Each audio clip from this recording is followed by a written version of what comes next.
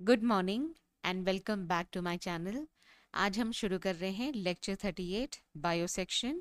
Title है mitochondrion. So एक NEET aspirant ने मुझे ये रिक्वेस्ट भेजी है, ma'am you may please start a series in which you read and explain NCERT biology chapters line by line. As a NEET aspirant it is very helpful.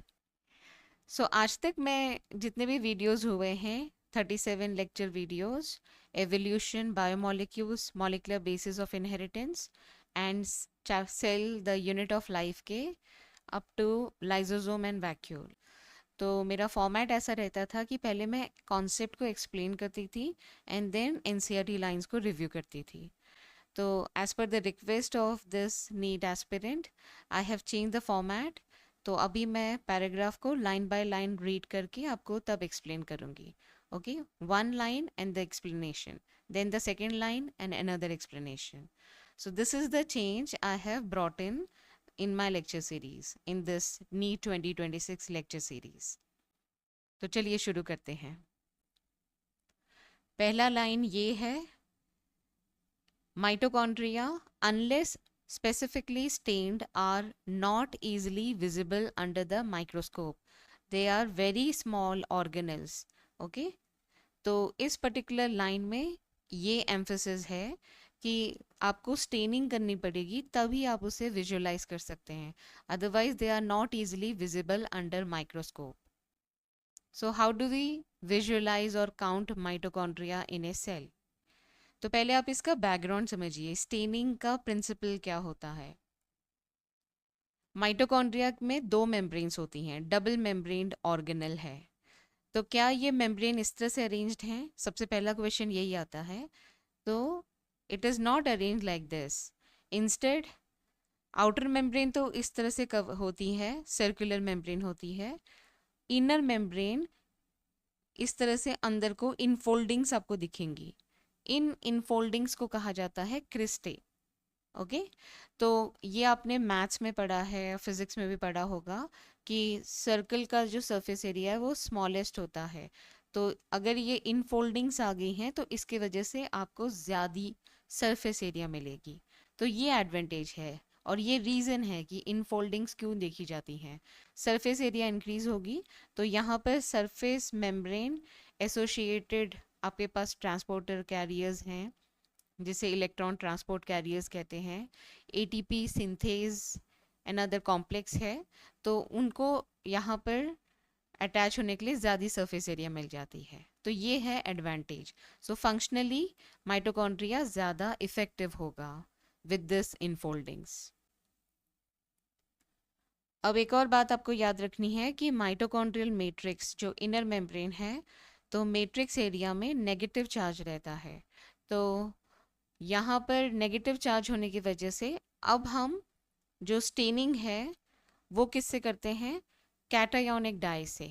So positively charge die easily इसे stand कर पाएगी क्योंकि internal environment negative है।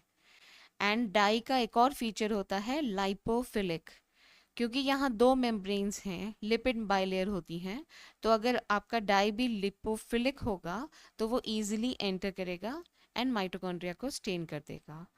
तो ये होता है staining principle behind how to stain mitochondria. So ये बहुत पॉपुलर डाई है, जेनस ग्रीन। तो अंदर जो एंजाइम्स हैं वो डाई को ऑक्सीडाइज कर देंगे तो ग्रीन से ब्लू कलर ट्रांजिशन आपको दिखेगा। तो blue colour indicates presence of mitochondria. Then this is another dye, tetramethyl rhodamine methyl ester. तो माइटोकॉन्ड्रिया ब्राइट दिखेंगे हेल्दी सेल्स में एंड डेड सेल्स में ये डिम होती है स्टेनिंग। एंड अनदर एग्जाम्पल है डैप्सेमी। ये फ्लोरेसेंट डाई है तो आपको फ्लोरेसेंस दिखेंगी माइटोकॉन्ड्रिया में। सो पॉइंट नंबर 1 में आप इतना याद रखना कि mitochondria are not easily visible under microscope. Then the second statement, number of mitochondria per cell is variable depending on the physiological activity of the cell. So देखिए, somatic cells में, मेमालियन somatic cells में 80 से 2000 माइटोकॉन्ड्रियाज हो सकते हैं। ये मैंने pick किया है information Frontiers in cell and developmental biology. Okay, तो depending on the physiological activity, this is the keyword, physiological activity. So ज़्यादा एक्टिव रहेंगे तो ज़्यादा माइटोकॉन्ड्रिया रहेंगे, because mitochondria is the power house, यहाँ पर एटीपी प्रोडक्शन होता है। देन शेप एंड साइज में भी ये वेरिएबल होते हैं। अब थर्ड पॉइंट इसके बारे में डिस्कस करता है, इसके साइज के बारे में, shape and size. So they are sausage shaped और सिलेंड्रिकल शेप। डायमीटर है 0.2 to 1 माइक्रोमीटर एंड लेंथ है 1 to 4.1 माइक्रोमीटर। सो ये कुछ फैक्ट्स हैं जो आपको याद करने पड़ेंगे। ओके, इसे नोट कर लेना आप। अब नेक्स्ट स्टेटमेंट में आते हैं। There are two membranes in mitochondria. Each mitochondrion is a double membrane bound structure. So अब तक हमने न्यूक्लियस पढ़ा था, उसमें डबल मेम्ब्रेन होती है, और ये है सेकेंड ऑर्गेनल जिसमें डबल मेम्ब्रेन देखी जाती है। तो outer membrane and inner membrane, इस तरह से इन्हें लेबल किया जाता है। So this is outer membrane and this is inner membrane. It divides the lumen distinctly into two compartments. So outer compartment, उसको हम इंटर मेम्ब्रेन स्पेस भी कहते हैं। तो दो मेम्ब्रेन के बीच की स्पेस है, तो इसीलिए इंटर मेम्ब्रेन स्पेस। एंड जो इंटरनल इनर मेम्ब्रेन का जो कंपार्टमेंट है, inner compartment, that is called mitochondrial matrix. तो आप इसे साइटोप्लाज्म नहीं कह सकते, क्योंकि ये ऑर्गेनल के अंदर का फ्लूइड एरिया है। ओके, तो इसलिए मैट्रिक्स वर्ड यूज किया जाता है, mitochondrial matrix. So these are the two compartments, outer compartment and inner compartment. अब इस पे बेस्ड ये क्वेश्चन देखना, cellular organelles with membranes are. अब अगर आप इसमें ध्यान दें, यहाँ पर राइबोसोम है जो कि विदाउट मेम्ब्रेन होता है, यहाँ भी राइबोसोम है, यहाँ भी राइबोसोम है। तो ये तीनों एलिमिनेट कर दीजिए, तो फर्स्ट ऑप्शन ही इसका राइट आंसर होगा। लाइसोसोम में सिंगल मेम्ब्रेन है, गोल्जी अपैरेटस में सिंगल मेम्ब्रेन, माइटोकॉन्ड्रिया में double membrane. Then next statement, inner compartment is filled with dense homogeneous substance called matrix.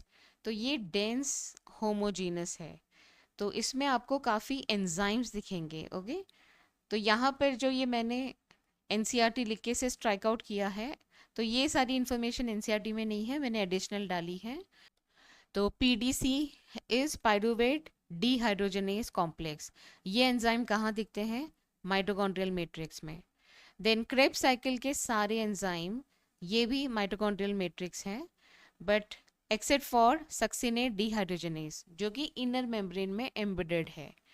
बाकी सारे आप देखिए, सी एस क्या है? Citrate synthase. A is for एकोनिटेज। ID is isocitrate dehydrogenase. This is alpha ketoglutarate dehydrogenase. This is succinyl coenzyme A synthetase. F is for fumarase. MD is malate dehydrogenase. ये सारे enzyme Krebs cycle में आप पढ़ेंगे। Then beta oxidation of fatty acid enzymes. So acetyl coenzyme A dehydrogenase, enoyl coenzyme A hydratase, then beta hydroxy acyl coenzyme A dehydrogenase and thiolase। ये चार enzyme है beta oxidation के। तो बहुत ही simple है, ये फैटी एसिड को chop किया जाता है, जैसी एसिटिल कोएंजाइम में प्रोड्यूस होगा वो एंटर कर जाएगा क्रेब्स साइकिल में। तो बहुत ही इंटरकनेक्टेड हैं ये दोनों साइकिल्स।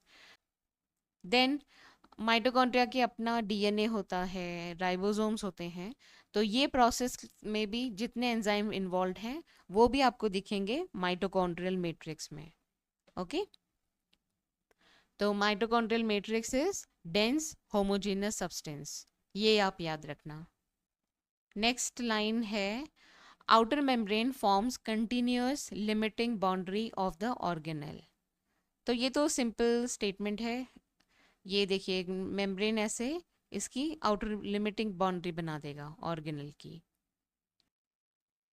देन ये पार्ट इंपॉर्टेंट है, inner membrane forms a number of infoldings called cristae. So मैं पर्सनली इसको ऐसे याद रखती हूँ, क्रिस्ट क्राइस्ट से क्रिस्टे, आप इस तरह से अगर लिंक करेंगे तो गॉड से हमें पावर मिलता है। तो यहाँ पर भी जो क्रिस्टे हैं वो बहुत इंपॉर्टेंट रोल प्ले करते हैं in ATP production. Okay, so cristae are the infoldings and these are the cristae, यहाँ पे देखो मार्क भी किया है। देन अंदर जो फ्लूइड पार्ट है वो मैट्रिक्स है, जो हमने पिछली स्लाइड में डिस्कस कर लिया था। Inner membrane, outer membrane, and दो मेम्ब्रेन के बीच की स्पेस को इंटर मेम्ब्रेन स्पेस कहा जाता है। सो जब हम रेस्पिरेशन इन हायर प्लान्स पढ़ेंगे तो उसमें आपको समझ में आएगा कि जब इलेक्ट्रॉन ट्रांसपोर्ट चेन एक्टिव रहती है तो इंटर मेम्ब्रेन स्पेस में हाइड्रोजन आयंस ये एक्यूमुलेट हो जाते हैं। तो यही रीज़न है कि बाहर, that means inter membrane space में आपको पॉजिटिव चार्ज दिखेगा एंड यहाँ पर नेगेटिव चार्ज दिखेगा, जो मैंने स्टेनिंग के टाइम आपको बताया था कि स्टेनिंग में नेगेटिव चार्ज मैट्रिक्स में होता है। तो इस तरह से कैटायोनिक डाई स्टेन करती हैं। ओके, तो ये पर्पस इसका ऐसा है, एटीपी सिंथेसिस इसी तरह से होती है। H प्लस आयॉन्स का एक्यूमुलेशन इंटरमेम्ब्रेन स्पेस में हो जाएगा। उसके डिटेल्स हम रेस्पिरेशन चैप्टर में पढ़ेंगे। अगेन देखिए यहाँ पर हाईलाइट है, cristae increase the surface area. अब इस पे बेस्ड एक क्वेश्चन देखना। तो अभी तक हमने सेंट्रियोल डिस्कस नहीं किया है, इसलिए मैं आपको डायरेक्टली इसका आंसर बता रही हूँ। Cristae are infoldings in mitochondria. अगर बाकी आप देखिए राइबोजाइम्स, ये क्या होते हैं, एंजाइम्स होते हैं, but they are RNA enzymes, तो ये इसके साथ कनेक्ट होगा। So D3 and C1। Then again cristae पे, सो देखिए ये क्रिस्टे एंड सिस्टर ने, बच्चों को कंफ्यूज करने के लिए ये क्वेश्चन बहुत बार पूछा जाता है। तो सिस्टर ने को आप इस तरह से लिंक करना, इसका सिमिलर वर्ड होगा कॉन्सेंट्रिक। तो कॉन्सेंट्रिक रिंग्स देखते हैं कहाँ पर, गोल्जी बॉडीज में। तो cisternae is a term of Golgi body and cristae is a term related to mitochondria. अब next statement, the two membranes have their own specific enzymes associated with mitochondrial function. So जो outer membrane है वो cytoplasm से close है। Okay, तो ये बाहर जो साइटोप्लाज्म है और ये इनर मेम्ब्रेन की इनफोल्डिंग्स हैं। सो यहाँ पर आपको डिस्टिंक्ट एंजाइम्स दिखेंगे, तो इसको मैं एंजाइम्स ऑफ मैट्रिक्स शो करती हूँ, और ये है enzymes of outer membrane. Okay, तो दोनों के स्पेसिफिक एंजाइम्स, अलग अलग एंजाइम्स पाए जाएंगे दोनों मेम्ब्रेन में। Next line, mitochondria are sites of aerobic respiration, they produce cellular energy in the form of ATP, hence they are called powerhouses of the cell. तो ये है ATP सिंथेज। ओके, इसे हम कहते हैं कॉम्प्लेक्स 5। सो देखिए आउटर साइड है ये इनर माइटोकॉन्ड्रियल मेम्ब्रेन। सो जब ये मेम्ब्रेन है और ये इंटर मेम्ब्रेन स्पेस है जहाँ पर H प्लस आयोन्स कंसनट्रेट हो जाते हैं, तो जब वो वापस मैट्रिक्स में एंटर करते हैं तो they cause rotation in this unit and that rotational energy is converted into chemical energy of ATP। Okay, तो ATP सिंथेस के ये दो यूनिट हैं। तो ये फिक्स्ड है, कहाँ पर फिक्स्ड है, इनर माइटोकॉन्ड्रियल मेम्ब्रेन में। तो यही प्रोड्यूस करता है ATP। तो जब ये इसके थ्रू जाएंगे तभी ATP प्रोडक्शन होगा। So complex 5 which is ATP synthase is very important in ATP production, and ATP बनेगी तो आपको पावर मिलेगी। तो इसीलिए माइटोकॉन्ड्रिया को power house of the cell कहा जाता है। इस पे इतने मीम बन चुके हैं कि आज ये इंफॉर्मेशन हर बच्चों को पता होगी कि mitochondria is the power house of the cell. Then last की ये दोनों lines, the matrix also possess single circular DNA molecule, few RNA molecules and ribosomes.